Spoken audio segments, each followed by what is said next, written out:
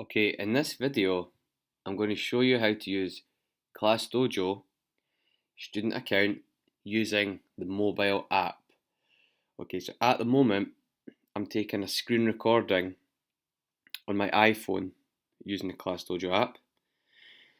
Okay, but you can also use it for Android, iPads, lots of different mobile devices.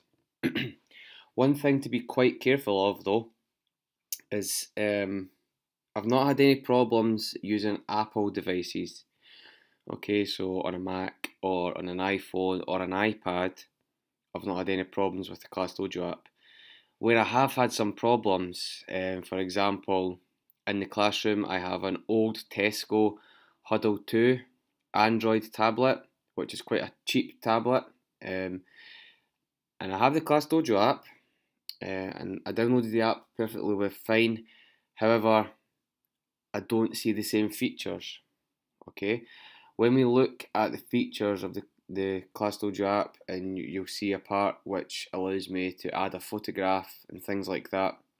Unfortunately, using the older Android tablet, I wasn't able to see that. So maybe you're experiencing this problem and you're getting on the app fine and you're logging in fine, but when it comes to trying to put a photograph or a piece of work on, you can't see the option to do that. Um, that might be the reason why. Maybe it's not possible on the device that you're using. If that's the case, there's no need to worry about that. Class Dojo is only one way to share your child's learning, but there's no fix for that, unfortunately. It's just some of the devices aren't up to date enough to support what we're trying to do on Class Dojo. Okay, so if that might be the answer to your problem, that it's not you're not able to do it.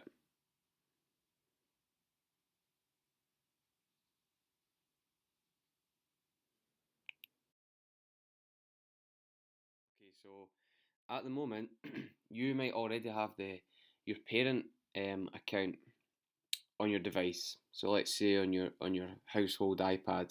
I'm going to use an iPad mostly for the example here. But let's say on your household iPad, you're already logged into the parent account, and you're thinking, how can I get my child on it if I'm already on it? Okay, so I'm going to show you how to do that. So at the moment, I'm logged in as a teacher on my phone. You'll see here the account settings. I'm just going to tap that. Okay, and it's got my details, but if I scroll to the bottom, you'll see it says sign out or switch account. Okay, and that's where I'm actually going to sign out.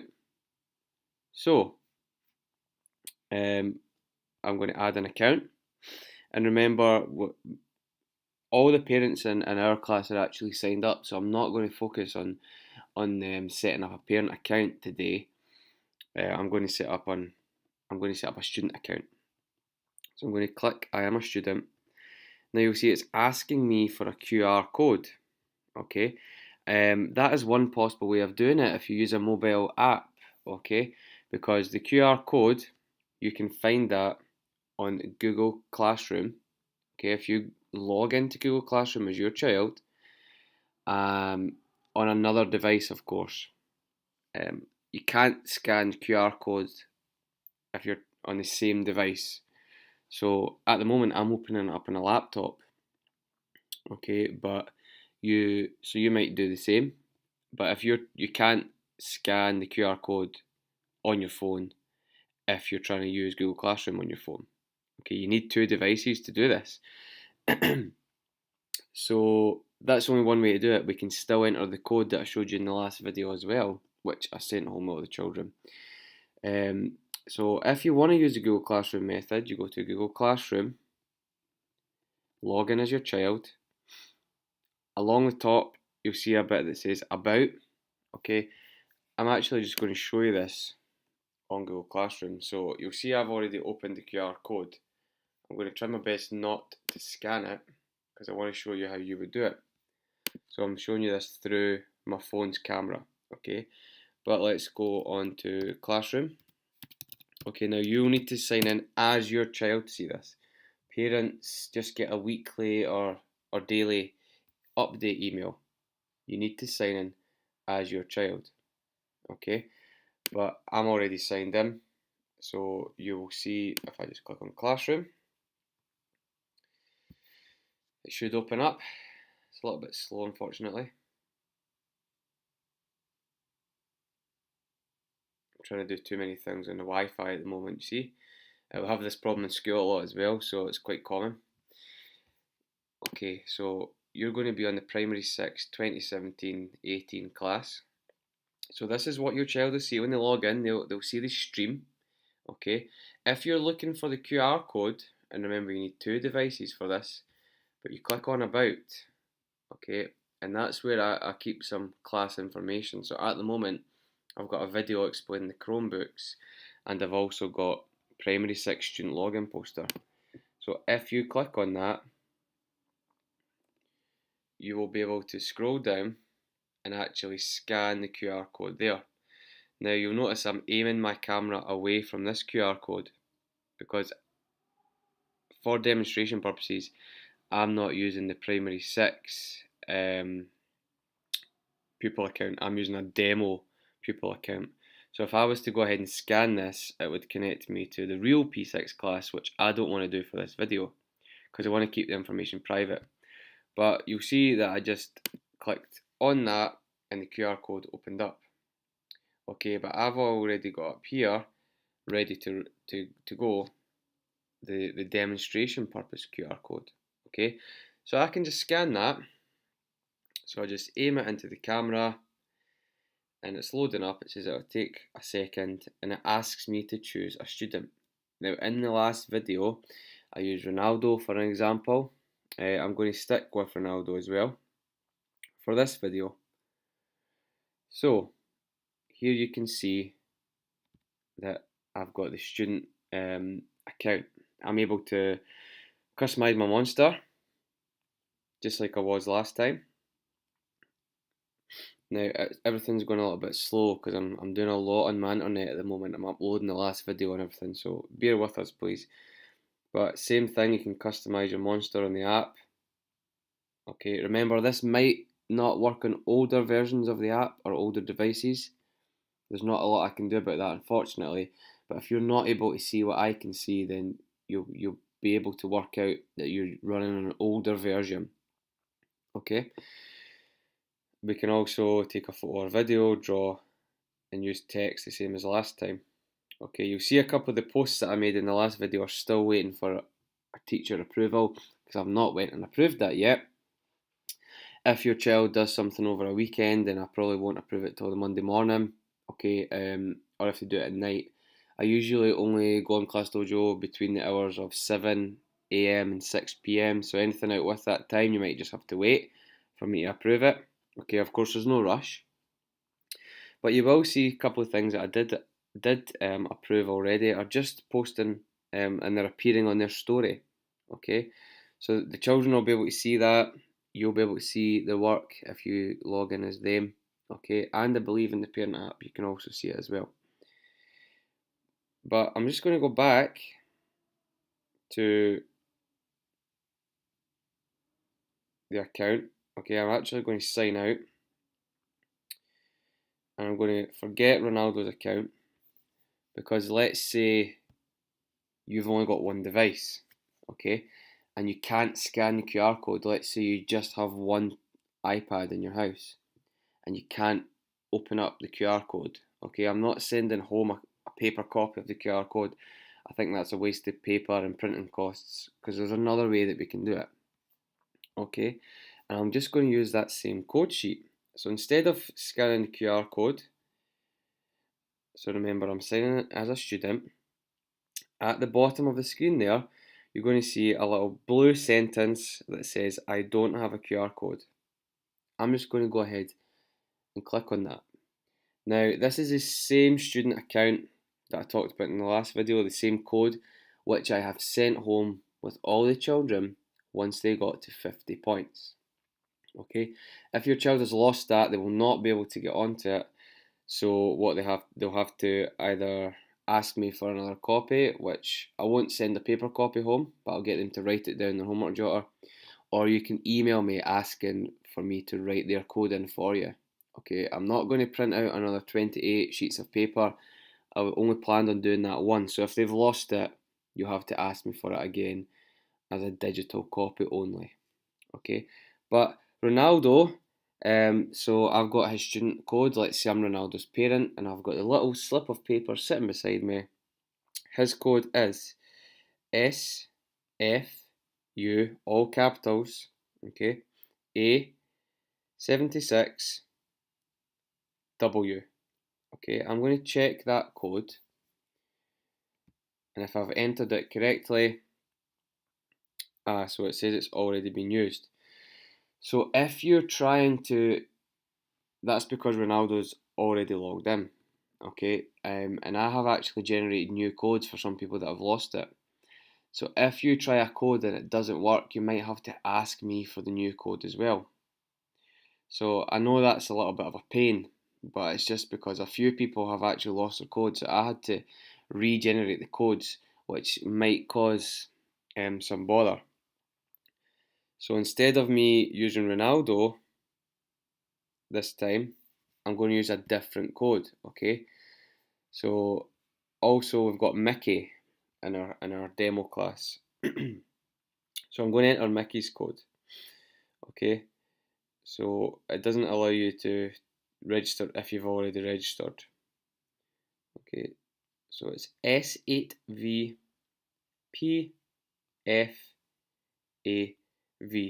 So you'll notice the format of the codes are different. The last one had two numbers. This one is S8. So you just have to make sure you're using the correct code. Let's now check the code for Mickey. And it's asking me to enter Mickey's birthday. Okay. Please get the children to enter their correct date of birth. Don't lie about their age. If they're under 13, they're allowed to use this, okay, but they need parent permission.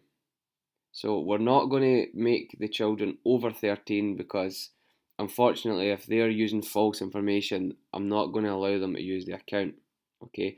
I know for other social media platform, well, Class Dojo isn't even social media, but for social media platforms, sometimes they put in a false date of birth, and unfortunately, I cannot allow that. Okay, that's you know, false information, breaching data protection. We're not allowed to do that in school. Okay, so they have to enter the correct date of birth, and they're going to be 10 years old or under 13, and all they need to do is get your email address and you to say that you're okay with that. You've also already signed a parent consent form, which says that you're okay with us having your child's information. Okay, so we're covered, but please do not falsify the information. Okay, so I'm just going to say that Mickey's birthday is the 27th of October, and I'm going to make him born in the year 2012. Okay, so we know he's going to be under 13. Okay, so I'm going to go to next. Now you need to make your own unique username, and like I said in the last video, I do not get a copy of this. The children make it up in the house. We don't have the facility for children to do this in school because we don't have tablet devices. So they need to make it up in the house. Okay? Which means that they have to take note of that. Okay? If they forget it, I do not have a clue what the username that they created is, or the password for that matter. So that's up to them to keep that safe, and they should be good at that because we have 4 or 5 username and passwords in school now.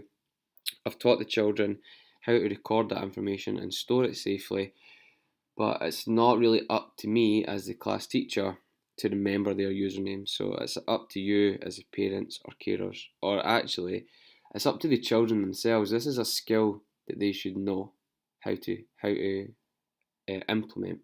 Okay, it's not up to me to take note of 28 usernames. I already do that for Google Classroom, for AR, for Manga High, a maths website we use, and the laptops. Okay, so this is the children's responsibility and the parent and carer responsibility.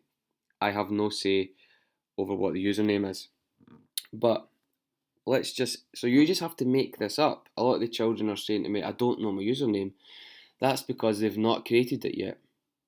Okay, so a lot of the children are falling at this first hurdle here and they're saying, I don't know my username, Mr. Andrew. Well, they have to make it up. Okay, so let's talk about how you can make a unique username. So we know it's Mickey. Okay, so I'm just going to type in Mickey and I'm a St. Gabriel's pupil. So let's try Mickey SG. In my last video, I did Ronaldo SG and that worked first time. So let's try it. Okay. Now, if it's already been taken, it won't allow me to use that username. But as you can see, it's not already been taken, so that's perfect. So I'm going to use Mickey SG. Again, I am in charge of what my password is going to be, and I need to write that down and keep it in a safe place alongside my username. One good piece of advice that I do have for the children though is use your Google Classroom password, okay? So it's not always best practice to have the same passwords for things, but I think when the children are still learning, that it's not a bad idea, okay? So for adults especially, it's not advisable to have the same passwords for everything, okay? But if you're anything like me, you might have a few that are the same because I must have about 30 passwords for different things on my online life. But so I do teach the children that this is not the best practice, but while we're learning, since it's things for school, it's not really serious, secure information like a online banking service. We can use the same password. So your Google Classroom password is one word and the number 12, the year that we started school. Okay.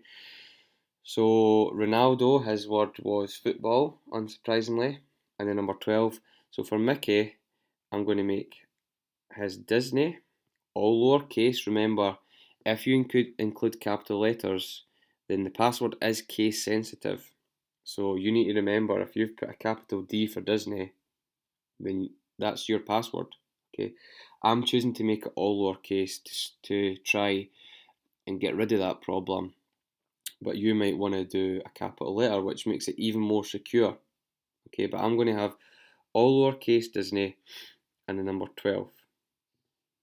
Okay, and I'm going to write that down because it's not the teacher's responsibility to remember this.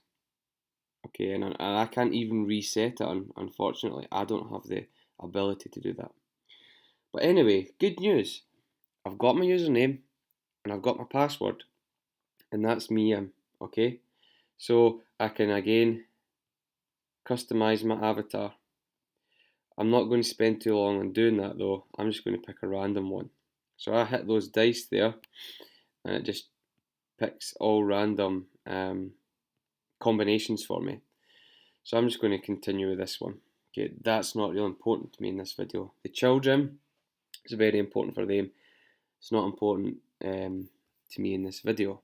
Okay, now it's asking, like I said, for my parent email. So on my computer in the background here, I'm just going to open up my Google Mail. You might want to sit with your child and actually do this with them because unless they know your email, they're going to get stuck at this part. Okay, and obviously it's very important to enter your email details exactly. That's every dot, every underscore, every dash. Okay, the children are still learning how to do this with Google Classroom, and a lot of them will say, Mr. Andrew, it's not letting me log in. And it's because most times they've missed one letter or one number. Okay, so they need more practice with it, and that's what we're trying to teach them through using Google Classroom and other online things. But you might want to sit and do this bit with them.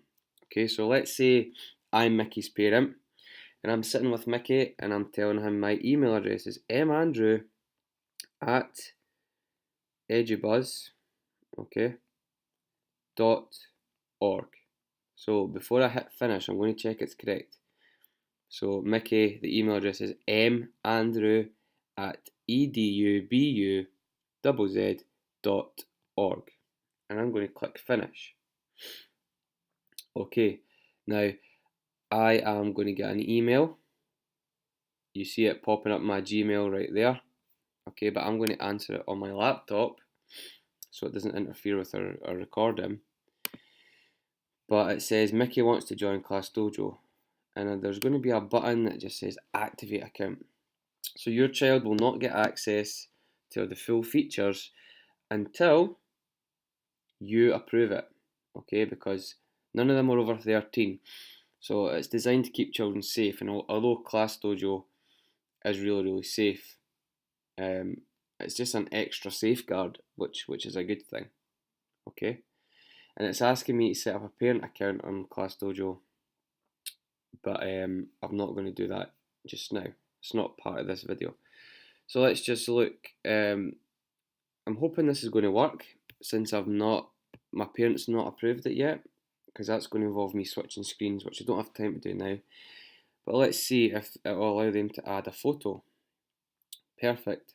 So again, remember I'm using the app on an iPhone here. Okay. If you do not see that option to add a photo, it's probably because it's an older version you're running. But I'm going to use the same worksheet as I did the last time on time, okay? And I'm just going to position it in the camera. Okay, so let's say my answers were on there. But remember, if you're using a worksheet, you might just want to hand in the paper copy of a worksheet. This would be if a child has drawn a poster or, made a model to show their learning, for example, they could take a photograph of it, okay? Or they could take a photograph of them, I don't know, doing hopscotch to practice their times tables. Anyway, anything. I want the children to get creative and show me how they've learned something, okay? But I'm using a worksheet just for demonstration purposes. So we'll position the worksheet and we'll snap a photo of it. I can add a caption if I like, but I'm just going to go ahead and send that. Okay. Share to. So I'm choosing the child whose account is going to go on, and it's Mickey, and I'm just going to post it. Okay. And again, it might not show properly until my teacher approves it. So if you're doing it on a weekend like I am right now, it might not be approved till Monday morning. Okay, so you can see that it's just sort of greyed out until my teacher chooses to approve that. Okay. Now you'll notice that it said photo/video, and some people were having bother adding a video, and that's a really simple fix as well. So I'll go back on photo and video, and you can switch between the cameras. Okay, so I'm recording my voice right now. So you're just seeing a nice view of a glass of water and my living room window, because I'm keeping my voice close to the computer microphone. But you can just switch between cameras, you can turn the flash on and off. You can already pick a photo that you've taken. Okay, so that would open my camera roll on my iPhone. So to take a photograph last time, I just pressed that circle button in the middle once. If I would like to take a video, I just hold it. Okay, and you might not realise, but right now it's taking a video. And you'll just see that little red line increasingly get bigger and bigger and bigger.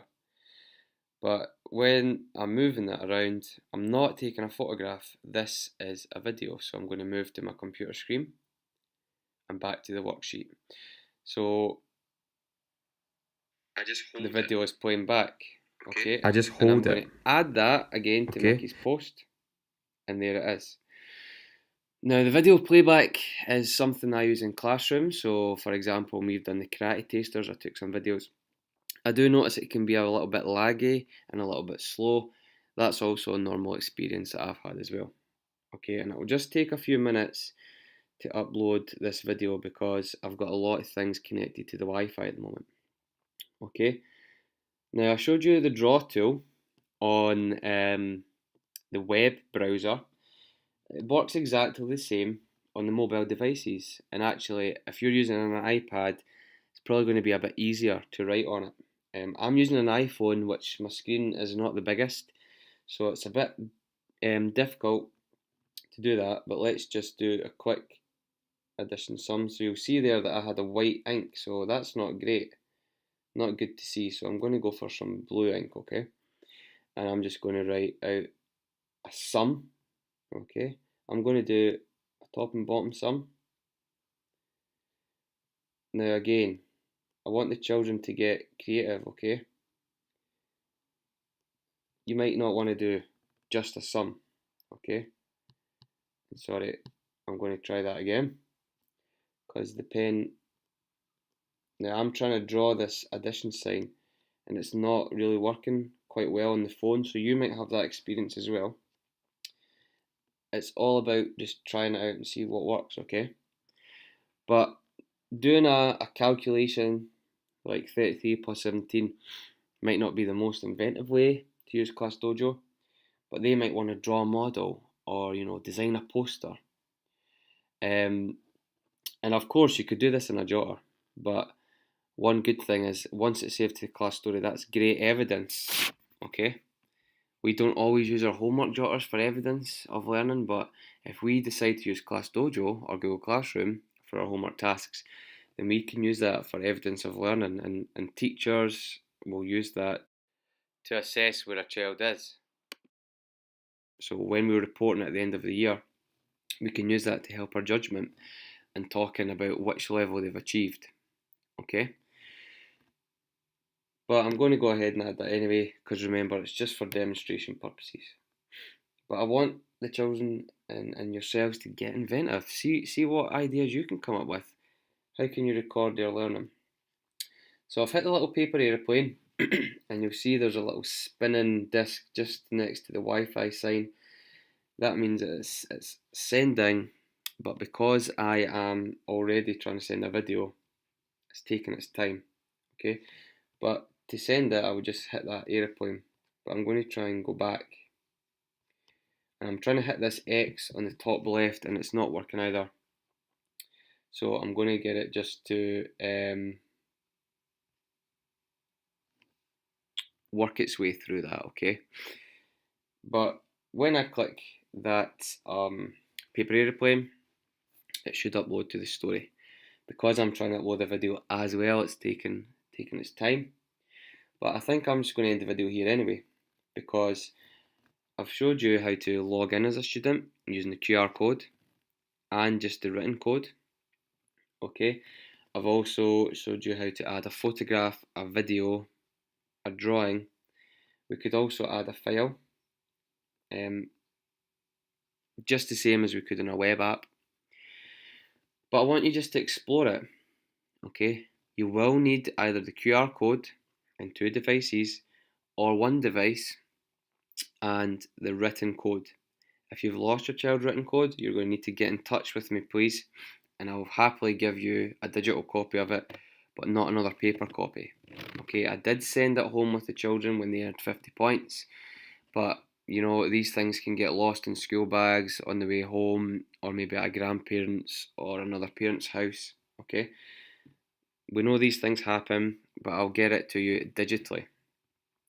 And remember, if you cannot see the other things that I saw, for example, add photo, add video, you might be running an older app.